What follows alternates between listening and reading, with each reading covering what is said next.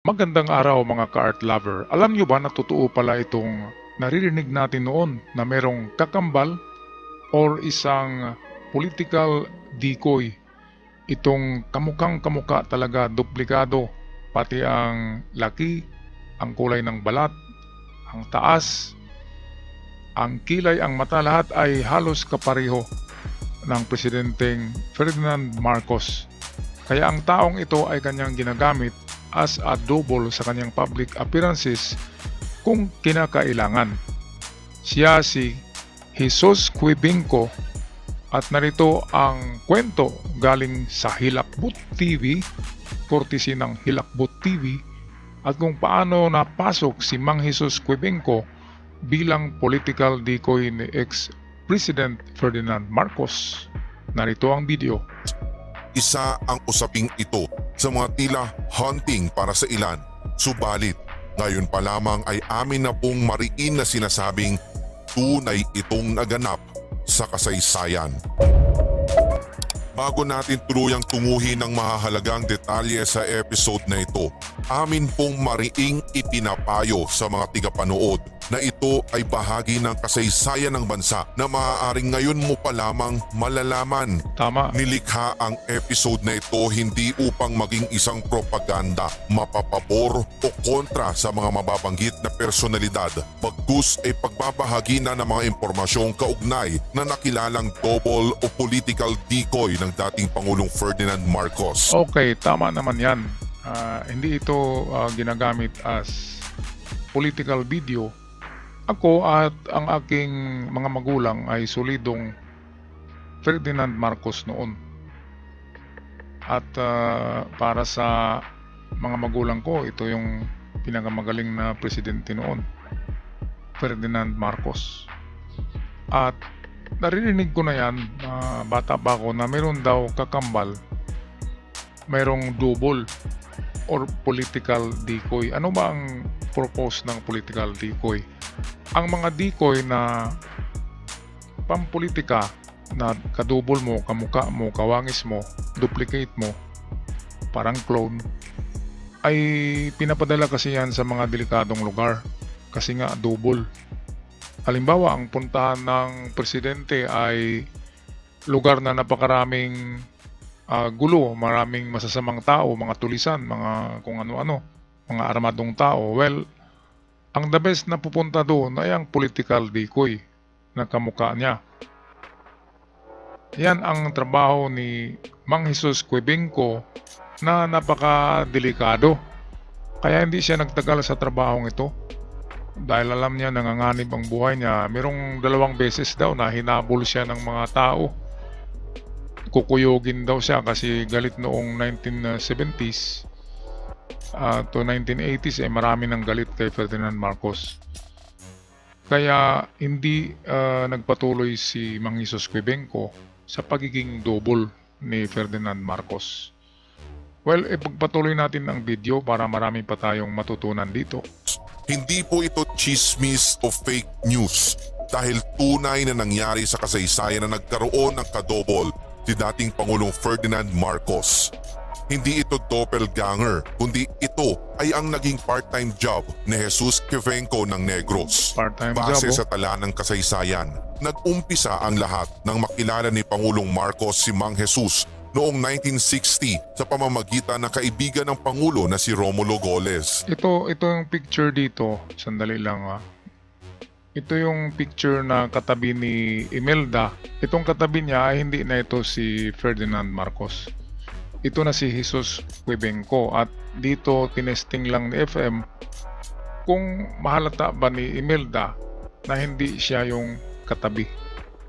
Ayan, so isang public gathering at nariyan na katabi niya ang kadobol. Dito naman ibang venue ito, mayroong mga foreigners sa likod at nandyan si Jesus Quibinco as double. Kaya kung saan man yung medyong delikado ng mga lugar, si Quibinco ang pinapadala doon ng dating presidente as a double. Kaya napakadelikado ng trabahong ito. Kasi ikaw ang aatakihin ng mga kalaban mo diyan. Sa panahong iyon, miyembro rin ng Nacionalista Party si Goles at nakaupong alkalde ng Silay City. Nang mga panahong yun, senador pa lamang si Marcos at nagpaplanong kumandidato bilang pangulo nang isama ni Goles si Mang Jesus sa convention ng kanilang partido.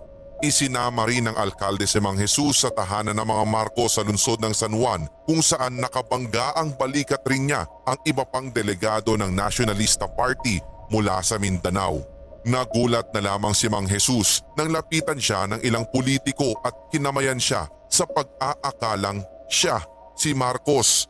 Para hindi mapahiya ang mga lumapit sa kanya, nakipagkamay na rin siya pabalik bilang pagpapakita ng paggalang at kasabay nun ang kanyang pagtatama sa kanilang maling akala. Yan yung maganda kasi kahit na kumakamay din siya, si Mang Jesus, ay pinapaliwanag niya na hindi siya talaga si Marcos at kamukha lang. Pero yan talaga ang problema. Kapag meron kang kamukha, lalo na okay lang kung kamukha mo si Piolo Pascual. Kung yung kamukha mo si Baby Ama or yung mga kriminal, di ba, di ikaw yung hulihin palagi or ikaw yung barilin. Or kamukha mo yung mga notorious na politiko, ay delikado ka kapag maglakad ka sa daan, di ba? Bigla ka na lang saksakin diyan. Kaya mas maganda talaga ang taong walang gaanong kamukha or walang kawangis or walang itong halos kaparehong personalidad at appearance, kasi napakadelikado ng maging double tayo. Nang makita nga rin siya ng mag-asawang Marcos ay napuzzle rin ang mga ito. Nakuha pang ipakilala ni Goles si Mang Jesus sa ina ni Pangulong Marcos na si Josefa Edralin. Pabiro pa nga binanggit ni Goles na si Mang Jesus ang illegitimate son ng kanyang asawa. Tinitigan umano ni Nanay Josefa si Mang Jesus at mula sa kanya ay sinabi niyang kahawig nga niya ang anak na si Ferdy. Hanggang sa tuluyan na nga siyang napalapit sa pamilya Marcos at sinimulan na siyang tawaging Brad o brother. Hindi natin alam, di ba? Baka yung husband ni Edralin, yung mama ni Marcos, baka yung husband niya ay merong ibang girlfriend, di ba? Merong pangalawa. Kaya of course doon magmana yung itsura. Kasi pati ilong, pati kilay, at pati yung ngiti, parehong-pareho. Ang noo, pareho. Kaya pwedeng kapatid talaga ito sa labas na FM. Hindi natin alam. Akin-akin lang yan. Ni Pangulong Marcos dahil sa hindi maitatatuang pagkakahawig nilang dalawa. Wala sa hinagap.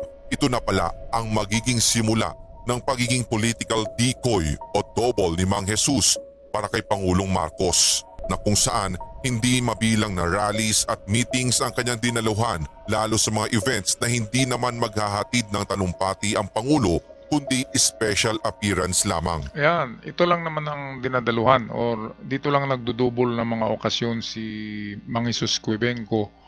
Kapag yung sasakay lang siya sa float, kakaway-kaway ng kamay at hindi na magsasalita kasi sa boses ay iba. Iba ang boses. Kaya hindi pwedeng pati pagsalita ay dudubol niya. Pwede diyan si Willie Nepomuceno, di ba? Magaling yun mag-impersonate ng boses. Ang political decoy or political double ay ginagamit din ito ni Hitler noon para hindi siya ma-assassinate. Ginagamit din ni Saddam Hussein. Alam natin yan, si Saddam Hussein gumagamit ng kamukha niya. At pati na rin si W. Bush ay merong political decoy na yun yung pinapauna niya pagsakay ng mga limousine. Baka bumbahin yung limousine, yun ang mauna, yung decoy. Kaya napaka-delikado ng trabahong political decoy. Paminsan pa nga siya ang sumasama kay First Lady Imelda lalo kung busy o pagod si Pangulong Marcos. Ayon sa saliksik ng Team Haunted History, may 3 notable occasions na dinaluhan si Mang Jesus at umaktong kadobol ni Pangulong Marcos. Una ay noong bumisita si Imelda sa Murcia, Negros Occidental noong December 1964. Nataon kasing may ibang commitment si Pangulong Marcos kung kaya't si Mang Jesus ang nagsilbing escort ng First Lady habang umiikot sa plaza ng naturang lugar. Maraming Pilipino ang panay ang pagkakaway sa kanya sa pag-aakalang siya nga ang tunay na Ferdinand Marcos. Ikalawa, ay nanghikayatin siya ng isa sa mga kilalang politiko sa hilagang bahagi ng Negros, si Armin Gustilo, upang tumayo sa ngalan ni FM na hindi makakadalo ng sandaling yun. Ang ginawa ni Mang Jesus ay umupo lamang sa loob ng kotse ni Gustilo at kinawayan lamang ang mga nag-aabang sa kanyang presensya. At ang ikatlo ay noong ipag-utos sa kanyang salubungin si Marcos sa Bacolod Airport. Noong panahong iyon ay kumakandidato na bilang presidente si FM. Dahil sa pagod, nais ni Marcos na maidlip muna habang patungo sa Victorias Negros Occidental. Kaya habang tulog ang orihinal na Marcos, ginampanan ni Mang Jesus ang kanyang pagiging double sa pamamagitan ng pagkaway sa mga taong naghihintay kay FM sa nasabing lugar. Ito yung positive side ng meron kang kadubol, di ba? Kapag napapagod ka, gusto mong magpahinga, ay pwede kang matulog. At yung clone mo or yung decoy mo, yung kambal mo, yun yung kumakaway-kaway doon sa mga tao sa parade. Kaya merong positive side ang pagkakaroon ng kadubol. Ang problema nga lang yan ay baka yung kadubol mo ang barilin ng iyong mga kaaway, di ba? Kaya super delikado ang trabahong ito ni Mang Jesus Cuebenco. Pro bono, as in walang tinanggap o natanggap na kahit na anong salapi si Mang Jesus para sa iniukol na serbisyo. Wow, wala pala oh. Ito kasi si Mang Jesus ay hindi ito mahirap na tao. Mayaman din ito. Meron siyang sariling business. At hindi siya tumatanggap kay Marcos. Kaya sa dulo ng bidyong ito ay malalaman natin na yung asawa na lang ni Mang Jesus ang ino-offeran ng mga Marcos na magkaroon ng magandang posisyon sa bagong bukas na SSS building, yung Social Security System. Yung asawa ni Cuebenco doon, ang isa sa merong malaking posisyon. Nang manalo sa pagka-presidente si Marcos, tinelegramahan niya si Mang Jesus na nagre-request ng kanyang biodata at inalok ng posisyon sa gobyerno bilang pagpapasalamat sa kanyang efforts noong kampanyahan. Subalit tinanggihan ito ni Mang Jesus at pinanindigang hindi naman umano siya humihingi ng kahit na anong kapalit na posisyon o trabaho sa gobyerno sapagkat ang nais lamang niya ay ang palaguin ng kanyang insurance business sa lalawigan nila. Sumunod ay si First Lady Imelda naman ang nagtanong sa kanya kung ano ang kanilang maigaganti sa lahat ng kanyang ginawa nang minsang mag-cruise ang kanilang landas sa inaugurasyon ng bagong gusali ng SSS. Subalit muling pinanindigan ni Mang Jesus na wala siyang hinihiling na ano paman kundi ang mag-focus bilang manager ng kanyang insurance company. Napaka mabuting loob pala itong si Mang Jesus Cuebenco. Dahil hindi niya hindi niya inaabuso yung pagiging mabuting tao ni FM sa kanya. Ang dami-dami palang gustong ibigay, hindi tinatanggap. Dahil hindi naman hikaw sa buhay si Mang Jesus Cuebenco. Sa palagay ko mayaman yan kasi meron ngang insurance business. At tubong Manila, kaya nung medyo marami ng kalaban si Marcos at kinukuyog na siya sa mga mall, meron ng mga humahabol sa kanya, nabugbugin siya, ay nag-decide na lalayas ng Maynila si Cuebenco at doon na naninirahan sa kanilang probinsya ng kanyang ina. Yun ang hindi magandang side sa pagiging double ng isang presidente. Inalok niya ng posisyon sa GSIS ang misis ni Mang Jesus na si Aling Thelma na napag-alamang isang guro sa silay ng mga panahong maganap ito.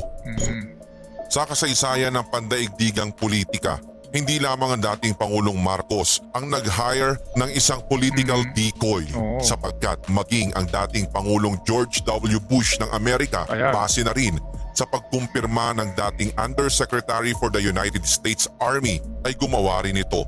Gayon din sina Adolf Hitler at Saddam Hussein.